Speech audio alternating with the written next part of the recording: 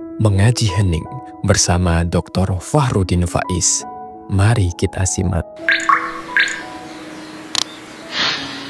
Ini adab bersahabat khas Rasulullah. Rasulullah itu kalau pada sahabat-sahabat beliau yang pertama suka silaturahim, suka mengunjungi, bahkan pada musuh sekalipun. Jadi tentu saja mengunjungi dengan senyum. Kemudian tidak menunjukkan sikap menghina. Sikap lo ya, bahkan bukan kata-kata. Kalau kata-kata jelas nggak boleh. Bahkan sikap saja. Jadi ya macam-macam. Sikap yang menghina sahabat itu ya macam-macam. Mungkin kalian tidak terasa. Misalnya di warung berdua, temanmu sedang akhir bulan, jadi makannya dia cuma ngambil tahu satu sama sambal. Kamu uangmu masih banyak. Wah, kamu makannya mewah sekali loh. Nanti duduknya jejer. Dan dengan santainya kamu menikmati makananmu, dia cuma ngelirik sambil makan hanya tahu satu tadi. Nah, ini kan adab sebenarnya. Mbok ya agak hati-hati. Jadi jangan sampai ya kalau memang ingin duduk berdua ya berbagilah. Nah, perilaku yang semacam ini bagian dari kita tidak hormat padanya, tidak menghargai dia. Hargailah temanmu. Bahkan jangan menunjukkan sikap yang menghinakan. Mentang-mentang kamu dapat A, temanmu dapat E, terus wah gayamu di depan temanmu koyo. Nah, janganlah. Makanya belajar dong, makanya jangan ngeluyur saja, makanya wah. Itu kan menyakitkan. Terus jangan menakuti atau menakutkan mereka. Serta jangan takut pada mereka. Ngerti bedanya ya? Jangan menakuti, ini sebenarnya istilah dari Imam Ghazali. Jangan menakuti, jangan menakutkan, tapi juga jangan merasa takut. Menakuti itu berarti perilakumu membuat dia takut. Menakutkan itu kamu menceritakan, mengatakan sesuatu untuk membuat dia takut pada entah apa. Itu menakutkan. Jadi jangan datang ke sana, nanti kamu dibantai loh. Itu menakutkan. Ada lagi, jangan merasa takut. Kita sendiri juga jangan merasa takut.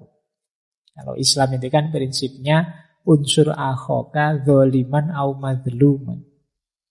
Jangan sampai ada yang zalim, juga jangan membiarkan dirimu dizalimi. Jadi dua-duanya harus bersih. Tidak ada kezaliman, tidak ada kemadzluman. Kemudian muliakan mereka, jangan sombong. Hormati mereka, tapi jangan rendah diri di hadapan mereka. Berarti apa? Tetap harus setara dengan sahabat itu.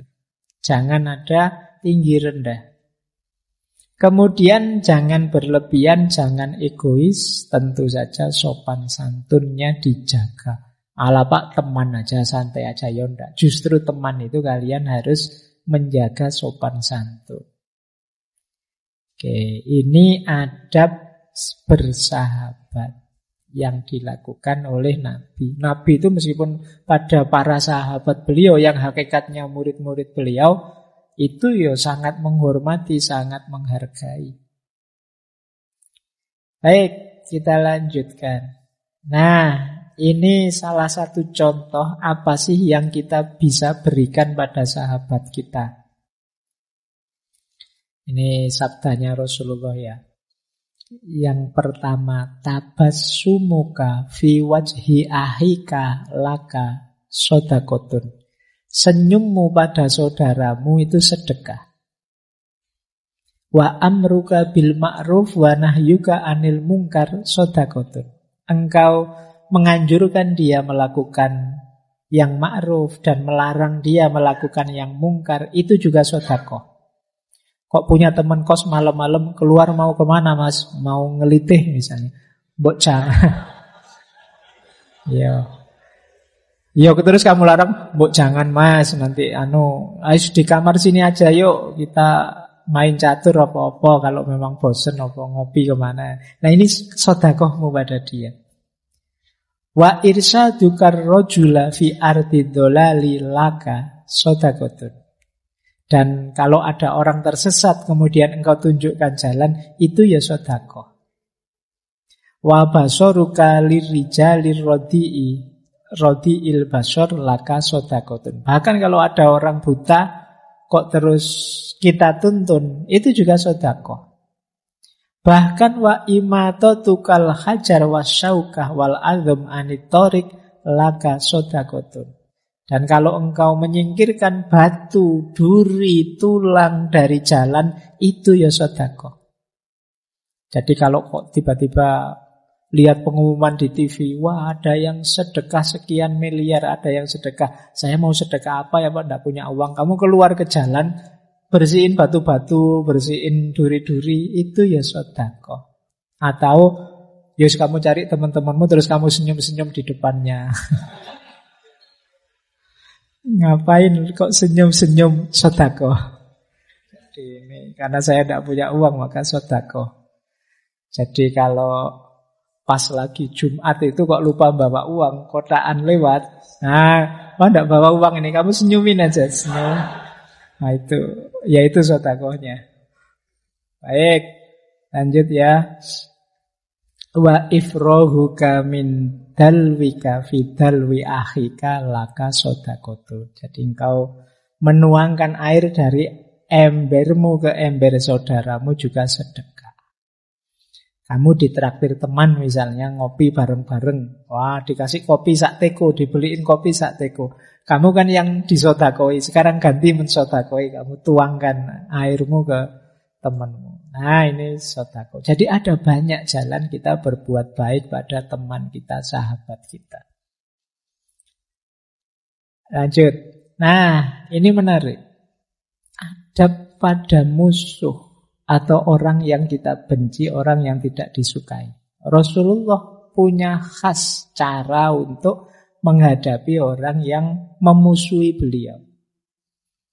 Yang pertama jelas, tadi sudah disebut, tidak mengumpat, tidak menghinakan. Ada kisah ketika umat Islam itu menang di perang Badar, Rasulullah melarang umat Islam mengumpati. Kan biasa kalau sudah menang itu kan terus memaki-maki yang sudah jatuh kalah, kayak orang tinju, kayak orang itu. Nah, itu dilakukan oleh para sahabat dan diingatkan oleh Rasulullah, tidak boleh. Karena yang kamu lakukan itu akan menyakiti hati keluarganya yang masih hidup. Ya sudah, kalah ya sudah, perangnya selesai ya sudah. Dia sudah terbukti salah, masuk penjara ya sudah. Tidak usah pakai diumpat oleh seluruh orang se-Indonesia, tidak usah.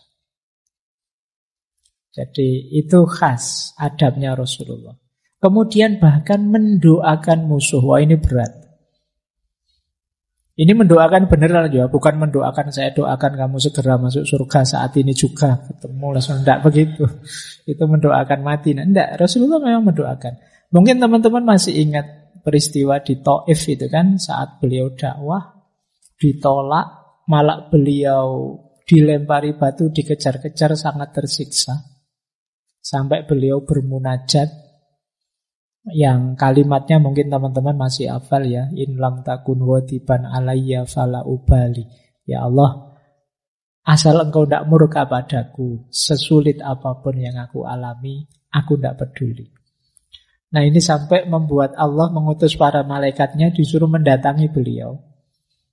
Jadi malaikat Allah sudah mendengar munajatnya Rasulullah. Kalau Rasulullah mau saat ini juga, Gunung Taif akan ditimpakan ke mereka.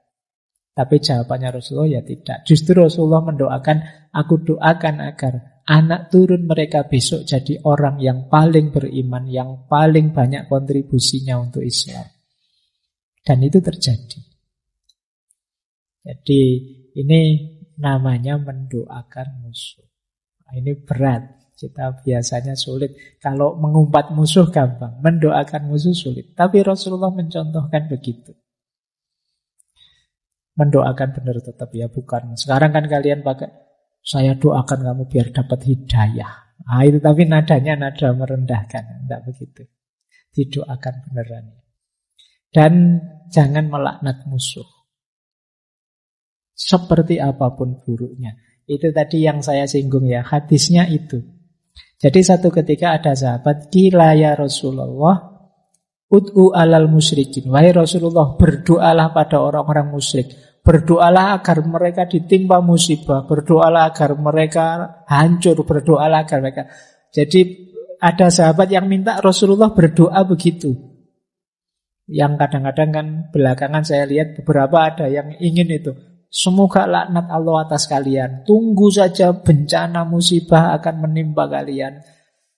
Jadi kadang-kadang kan di medsos itu kalau sudah tidak suka dengan orang kan begitu. Tunggu saja rumahmu kebanjiran lah. Kalau kita tetangga rumahmu kebanjiran ya sampean ya dapat. Nah, jadi jawabannya Rasulullah apa? Inni lam ub'asu la'anan wa innama bu'istu rahmatan. Sesungguhnya aku tidak diutus sebagai pelaknat. Aku ini diutus untuk menyebarkan rahmat. Jadi ayo kita mendukung Rasulullah menyebarkan rahmat, bukan menyebarkan laknat. Ini nasihat untuk kita ya, jangan dipakai senjata untuk nembak orang lain. Kita kadang-kadang kalau ada gini, iya Pak kelompok sana itu mesti begitu. Nanti kelompok satunya juga begitu. Oh kelompok sana duluan Pak, saya cuma meladeni saja. Nggak, wis ayo kita introspeksi diri saja ya. Semoga kita tidak jatuh di titik ini yang tidak dicontohkan oleh Rasulullah. Adab makan. Nah, Rasulullah makan juga punya rumus yang luar biasa. Yang pertama hanya makan yang halal, tidak sekedar halal tapi thayyib. Thayyib itu ya sehat, bergizi, manfaat. Tidak semua yang halal harus kamu telan. Kalau ada halal kok nanti nambah sakit misalnya ya harus kamu singkirkan. Berarti ada halal tapi tidak thayyib. Kemudian tidak makan sebelum lapar dan berhenti sebelum kenyang. Nah ini menarik rumus ini. Kalau kita kan sering rumusnya berbeda. Makan itu bukan karena lapar, tapi karena waktu. Meskipun mulai jam 8 sampai jam 12 nyemil terus. Begitu jam 12, wah makan siang nih. Jadi makannya karena waktu. Kadang-kadang, wah ini saya pengen makan siang, tapi kok masih kenyang ya rasanya perut ini. Ya jangan makan. Wong masih kenyang. Tapi kan waktunya makan siang, Pak. Ya dalilnya tidak ada makan karena waktu itu. Makan itu karena lapar. Ya memang logikanya kalau mulai pagi kita sarapan sampai jam 12 tidak makan apa-apa, yo lapar memang saatnya makan memang. Tapi kalau sudah nyemil makan apa saja yo masih kenyang yo jangan makan, wong belum lapar. Rumusnya Rasulullah itu tidak makan sebelum lapar dan berhenti sebelum kenyang. Kenapa sebelum kenyang? Karena sudah terlanjur kenyang, perut penuh, ya nanti untuk yang lain tidak bisa. Mungkin untuk minum juga berat, untuk nafas juga berat. Jadi jangan sampai kenyang. Kalau kenyang itu berarti perut penuh. Perut terlalu penuh ya resiko, apalagi yang punya mah, punya lambung. Berdoa sebelum sesudah, makan minum tenang, tidak tergesa-gesa, nikmati setiap suapannya. Ini kayak teori mindful kemarin ya. Rasulullah lebih suka makan bareng orang banyak. Jadi di situasi apapun lebih suka makan bareng-bareng, tidak sendiri-sendiri. Kalau kalian kan memang suka bareng-bareng kalau pas uang habis. Tapi kalau Rasulullah tidak, ya terus kalau mau lebih banyak berbagi beliau. Tidak suka makan makanan yang masih panas. Ditunggu sampai dingin. Kalau kita kan sampai ngambil kipas angin itu kan, biar dingin ini kopinya apa gitu. Kalau Rasulullah ditunggu sampai dingin. Beliau suka daging, tapi yang paling sering dikonsumsi itu kurma kering. dan air. Ya karena memang sederhana hidup beliau. Suka sayuran, labu, tomat, wortel, tapi tidak suka bawang putih, bawang merah. Meskipun beliau tidak mengharamkan. Beliau tidak pernah mencela makanan, tidak pernah menyisakan makanan. Sabda beliau banyak berkah pada makanan yang penghabisan. Bahkan beberapa riwayat sampai Rasulullah menjilati tangan beliau biar tidak ada sisa makanan yang terbuang. Beliau makan apa saja yang disediakan. Kalau tidak ada makanan juga tidak apa-apa, beliau akan puasa. Jadi tidak kok, wah ini kok belum ada sarapan, belum ada makanan ini. Tidak. Kok tidak ada makanan ya berarti hari ini puasa. Kok terus ada sahabat Rasulullah, ayo makan makanan. Oh ya, puasanya sekarang tidak jadi. Ini ada yang neraktir makan-makan. Jadi memang rumusnya begitu Rasulullah. Baik, ini adab makan. Jadi makan juga yang beradab. Jangan makan secara biadab. Ya, makan yang penting kenyang. Apa saja dimakan, tidak begitu. Tidur juga ada adabnya. Tidur yang teratur. Ini kuncinya kesehatan ya. Cepatlah tidur biar nanti bisa cepat bangun. Kenapa kalian sulit tahajud? Kenapa kalian sulit sholat malam? Kemungkinan kalian tidurnya telat. Atau tidak bisa segera tidur. Tidak terbiasa segera tidur. Kalau hari-hari ini mungkin banyak dipengaruhi oleh gadgetmu. Sebelum tidur pegang HP. Akhirnya ya nyekrol sana, nyekrol sini sampai jam 12 malam. Tidak jadi tidur, tidak bisa bangun. Kemudian sebelum tidur sikat gigi, wudu, sholat sunnah, dan membaca beberapa ayat Al-Quran. Itu Rasulullah. Terus tidur di atas pinggang sebelah kanan. Jadi miring di atas pinggang yang kanan. Nanti banyak rahasia kesehatannya, silahkan dicari. Ini adab tidur. Tidur pun yang beradab. Nah, terakhir, kesederhanaan beliau.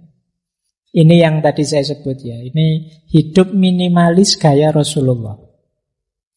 Ya beliau itu sederhana, tidak berlebihan. Sampai ada cerita beliau itu mengganjal perutnya dengan batu. Karena sabuknya longgar. Kenapa sabuknya longgar? Lapar. Tidak ada makanan.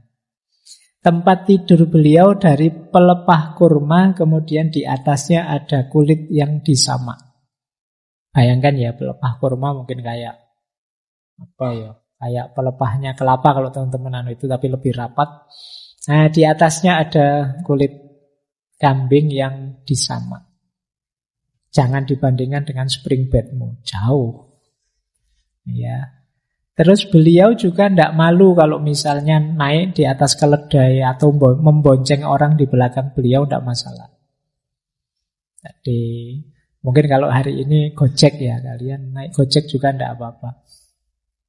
Terus suka menjenguk yang sakit, mengantar jenazah, menghadiri undangan siapapun itu. Beliau memperbaiki sendiri sandal beliau yang rusak. Nambal sendiri kalau ada baju beliau yang sobek. Nah ini gaya minimalis beliau. Kalau teman-teman hari ini kan tidak begitu.